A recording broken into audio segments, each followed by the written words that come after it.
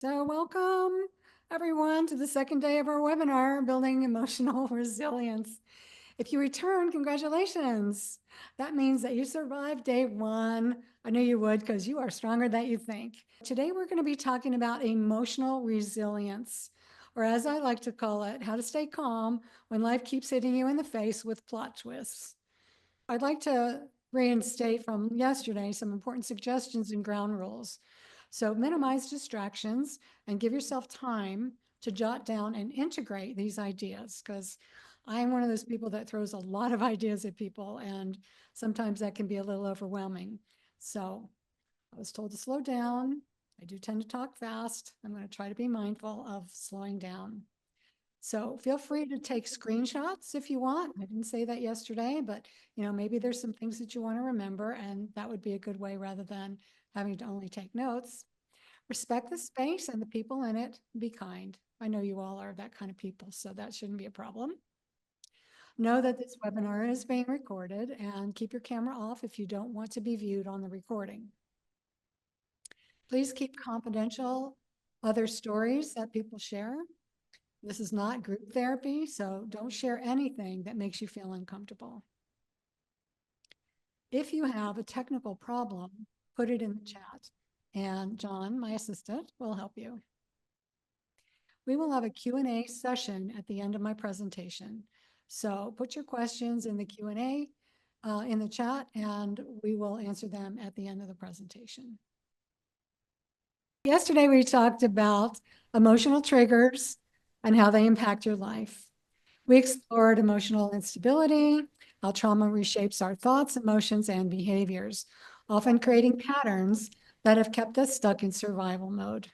The key takeaway from yesterday: awareness is the first step to healing.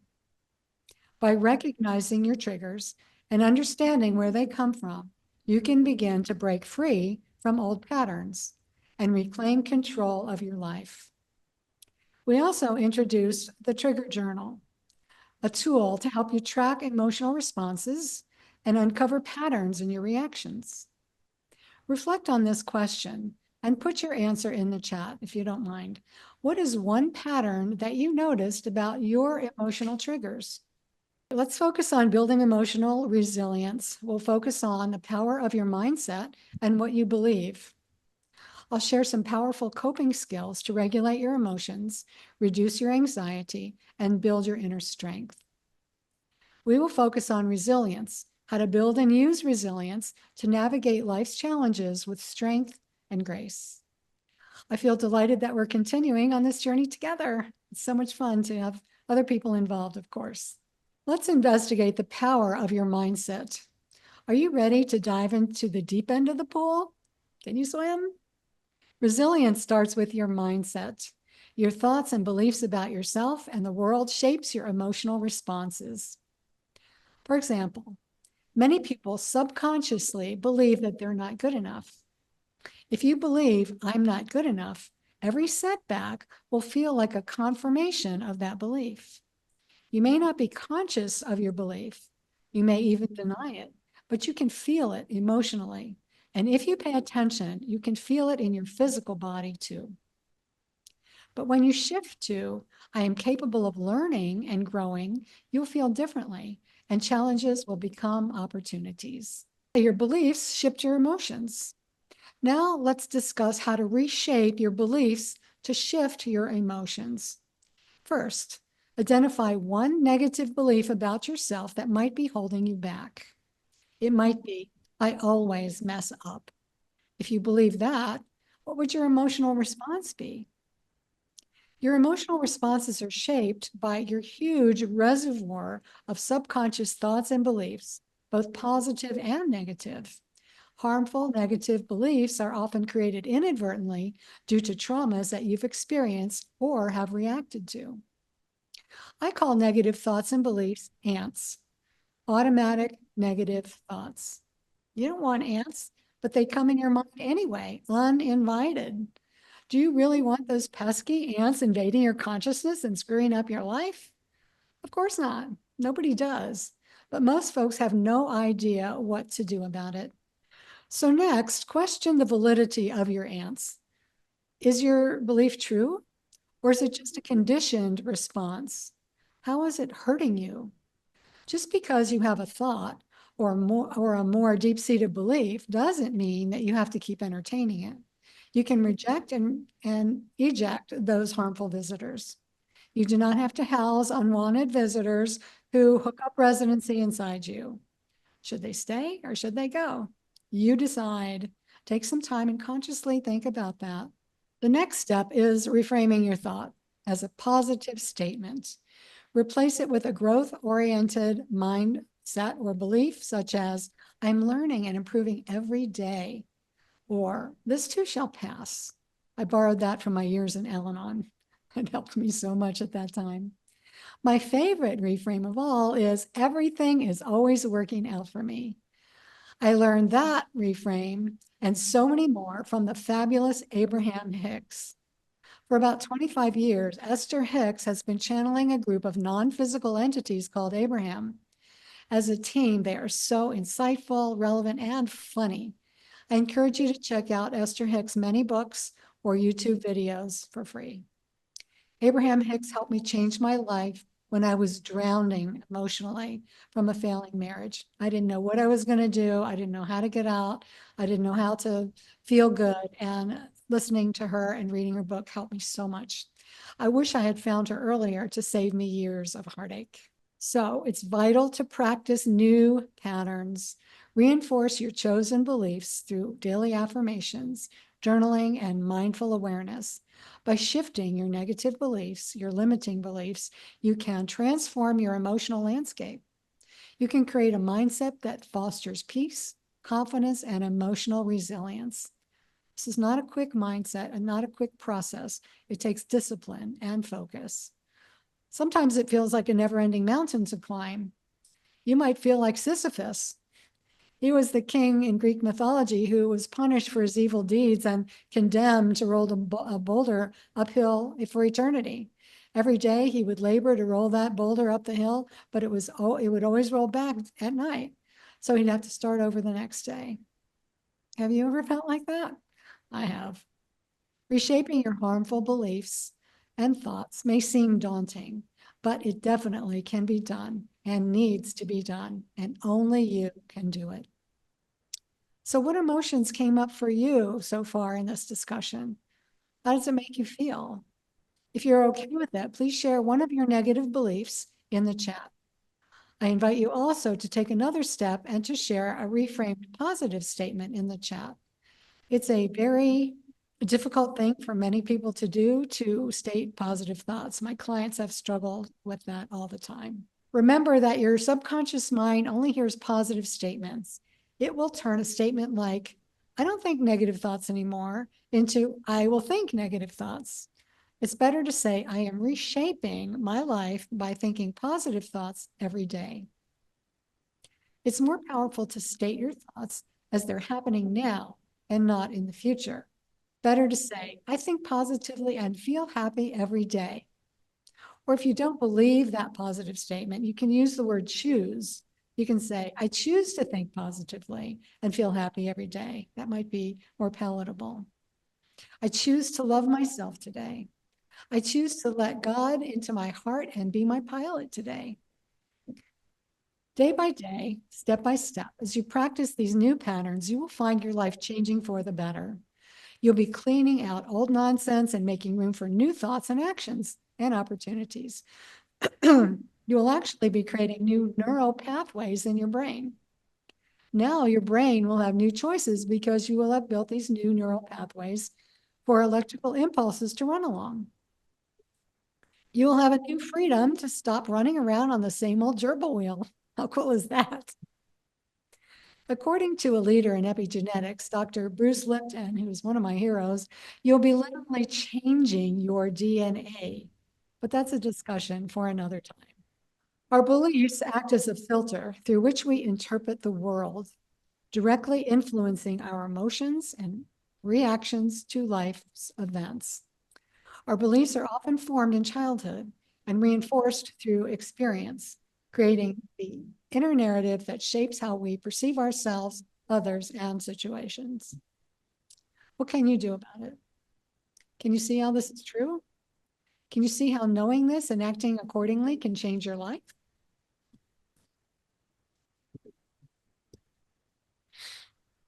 Now let's talk about emotional regulation and how to build resilience. I'm going to share 3 techniques to regain control when it is difficult. First, let's explore 2 breathing techniques. One way would be, I could call a 4-4-6 method. Inhale for 4 counts, hold for 4 counts, and then exhale for 6 counts. So let's do this together.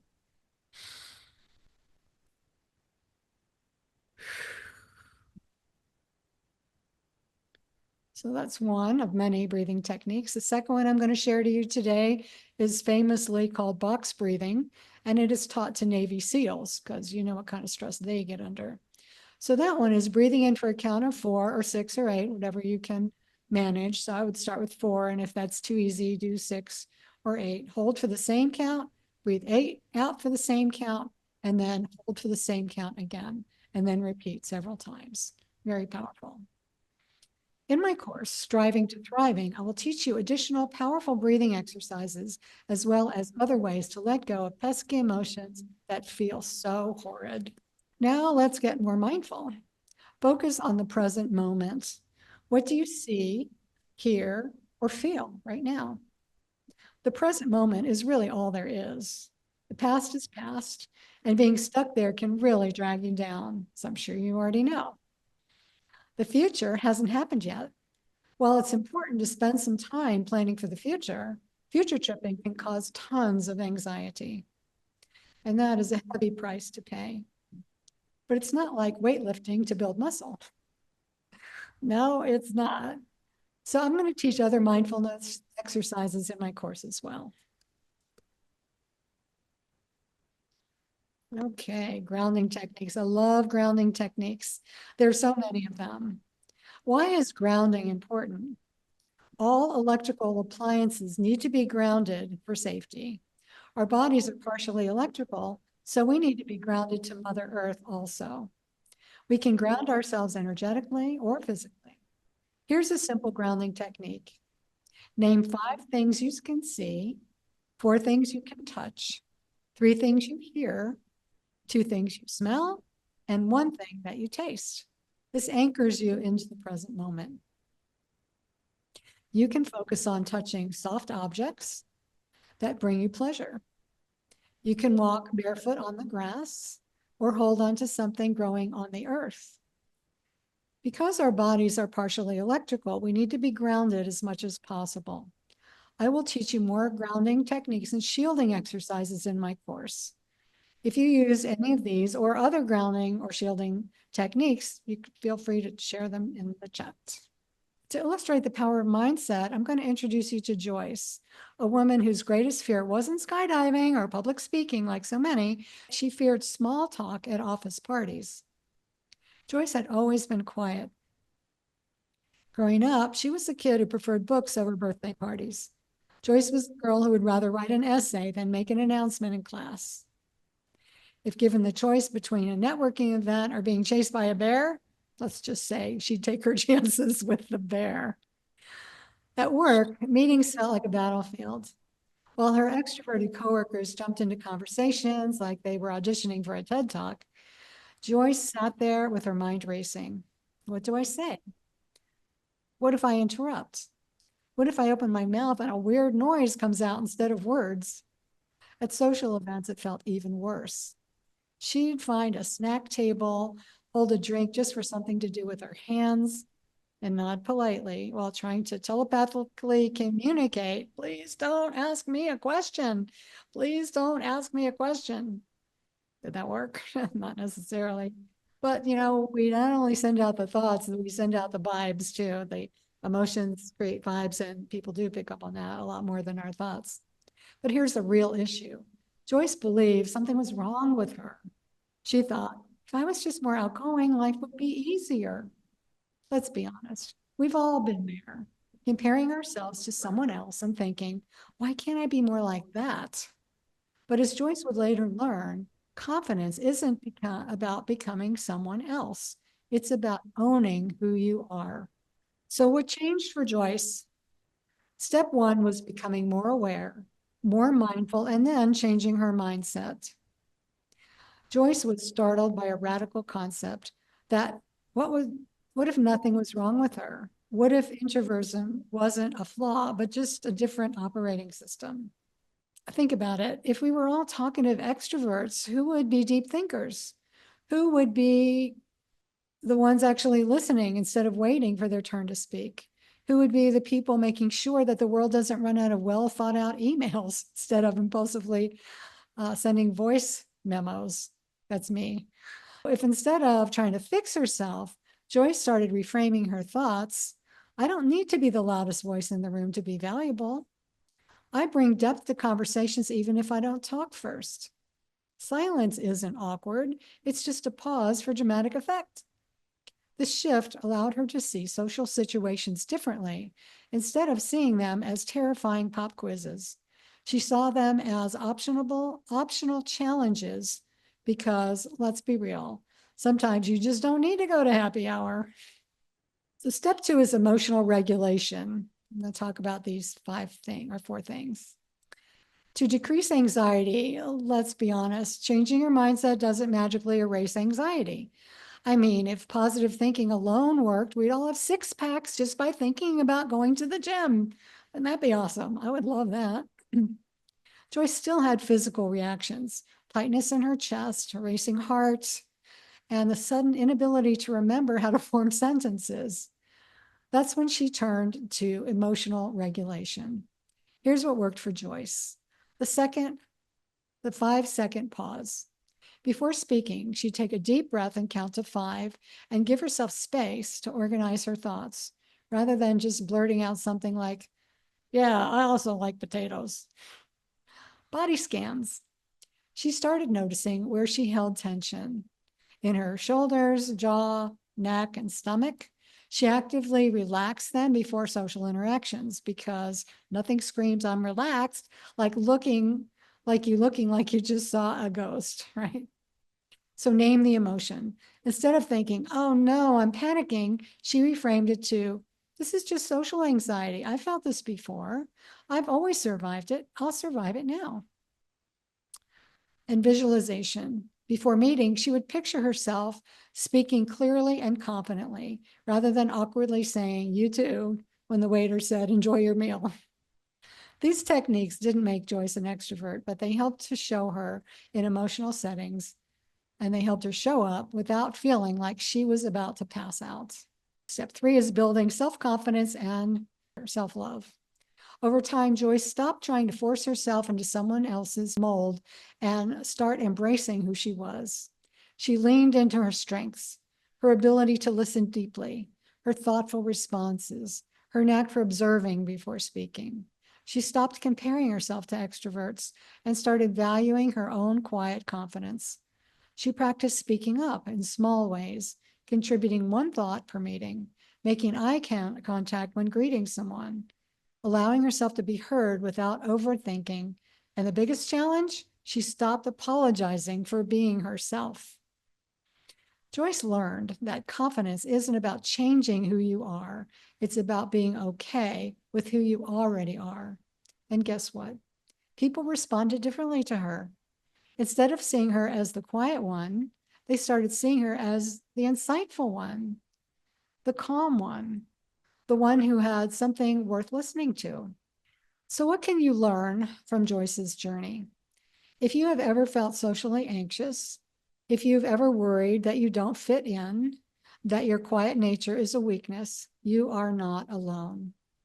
You don't need to become someone else to be confident. Confidence is knowing that you are already bringing value to the table, whether you're the loudest person in the room or the one who speaks only when you have something meaningful to say. So your challenge today is first, identify one belief about yourself that holds you back in social settings. Secondly, reframe it into an empowering thought. And third, practice one emotional regulation tool the next time you feel anxious. Because the truth is, you don't have to change who you are. You only have to own it. So go out there, and be your beautiful, quiet, insightful, powerful self. And if anyone tells you to speak up more, just smile and say, I will, when I have something really good to say. If you're an extrovert and have other challenges, then modify this to suit your personality and circumstances. I encourage you to share your reflections in your journal and in the chat. Now we're going to talk about how the program works. I developed this program called Surviving to Thriving, Your Journey to Resilience and Empowerment. It's a 6-module course with tons of tools, including videos, transcripts, a colorful playbook with each module, and psychological and spiritual exercises and techniques to help you move forward on your journey to empowerment and resilience. You will have access to all of this indefinitely with your private access information. I will also give you weekly live sessions on Zoom to answer questions and give you clarifications and new insights. This will be a separate live session from the live Zooms that I do in my Facebook groups. As a self-professed introverted nerd, I'm always eager to learn, and I would love to share what I discover with you. We will have a private Facebook group where I can give you personalized feedback, and you will have the supportive community of like-minded women where you can connect with others who've been through similar situations, experience similar challenges, and are traveling the same transformational journey as you are. Let us be your new soul tribe. The value to each and every one of you is priceless. The live sessions and support membership group on Facebook is for 1 year and can be renewed for a modest fee after that. What better investment can you make? Being the best you can be, healing from subconscious wounds, and feeling joy. That sounds to me like a priceless treasure worthy of your time and attention. So I'm going to open this up to a Q&A, but first I want to answer some frequently asked questions, and then I'll look in the Q&A window for any questions that you might have. So if you have questions, you might pop them in there now. Some people say, I'm afraid of opening up old wounds. Facing trauma can be daunting, but with the right support and resources, you can navigate it in a way that leads to healing and resilience. My course is designed to help you heal and move forward, not to dwell on past pain. We offer safe, supportive environments to explore and grow. Some might say, I prefer traditional therapy or counseling. This course complements traditional therapy because it offers additional tools and perspectives for holistic healing. Many of my clients have told me that they learn more from me in a short period of time than from years with other counselors. My course provides a self-paced, empowering approach that you can integrate alongside other forms of therapy. Some have said, I'm too busy with other commitments right now. My answer is that prioritizing your mental health and well-being is essential, especially during busy times. This course can provide both valuable tools to help you manage stress and navigate challenges more effectively. Consider this course as an investment in the most important thing, you. It will pay off in the long run by improving your overall resilience and capacity to handle life's demands. Okay, so now is where I'm going to look in the group chat and read what we have. So I have social anxiety due to my hearing impairment and speech. I can totally understand that. I would too, right? But there are ways to bring your anxiety down, and that's what you can use some of the techniques we talked about today. And in the course, I teach so much more. Just can't go into, a 1-hour webinar, the depth that we can go to in 6 modules and many hours of lives and stuff. So we'll address that more in depth. When with a group of people, I always have trouble finding an opening to be able to speak and share with the group. It always seems that I start speaking at the same time that someone else has started to speak or has just paused for a moment. So I always worry that I'm going to interrupt. I get that. I have had similar thoughts and feelings to you. I try to be very respectful and not jump in. I notice a lot of people talk over each other, and I don't like that at all. So sometimes I'll wait too long to get in, but I think the important thing is we can talk about social skills, but the important thing is to reduce your anxiety and worry.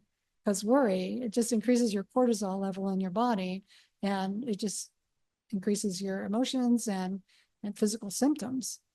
And I don't know if you know this or ascribe to this belief, but I believe that if you only females or also males who are in touch with their feminine side. In the course, it's just for females. At some point later in the future, I would love to work with men. I've worked with men a lot in the past, but I'm making this course for females only because I've noticed that in groups, females are more comfortable sharing more openly with just women. And they're more likely to stop trying to impress a man like we tend to do and just be themselves more.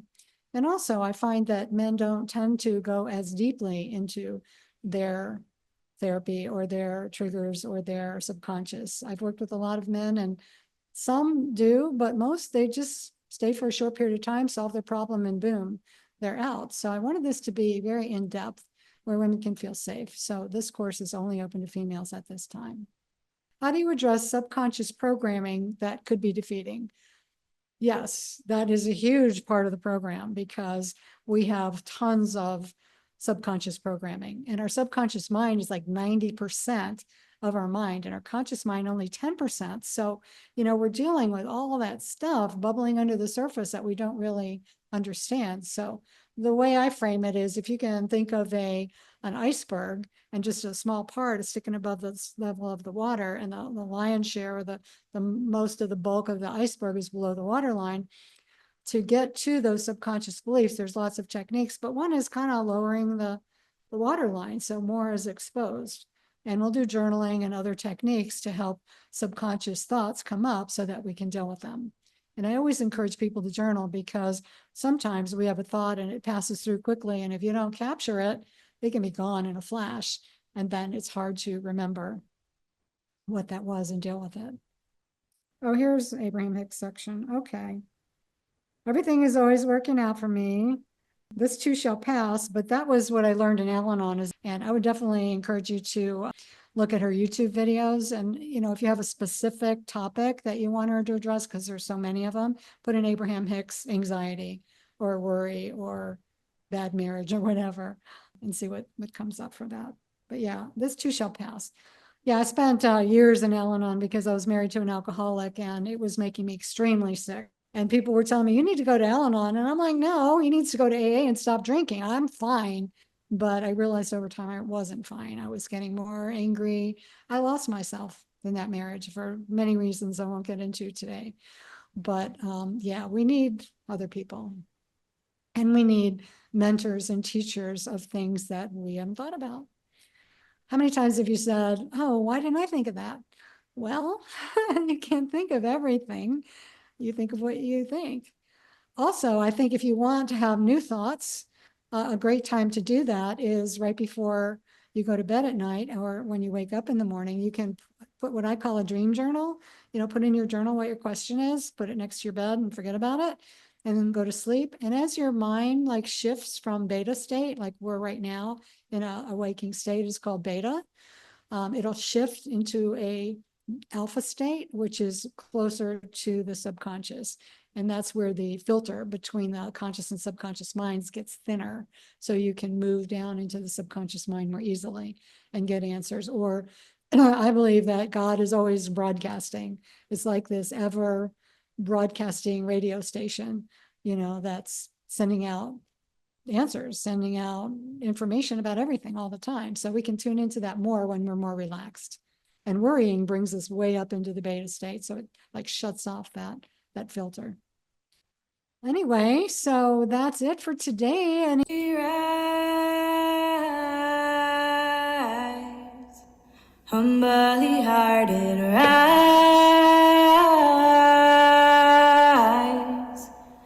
won't be divided rise, with spirit to guide us rise.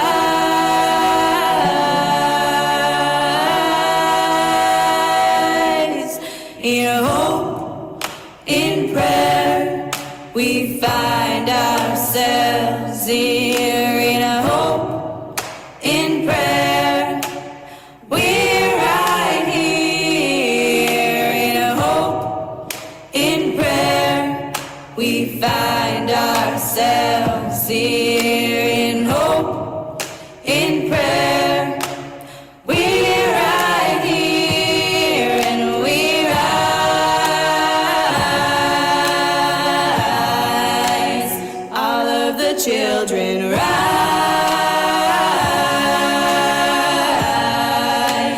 Elders with wisdom rise. Ancestors surround us rise.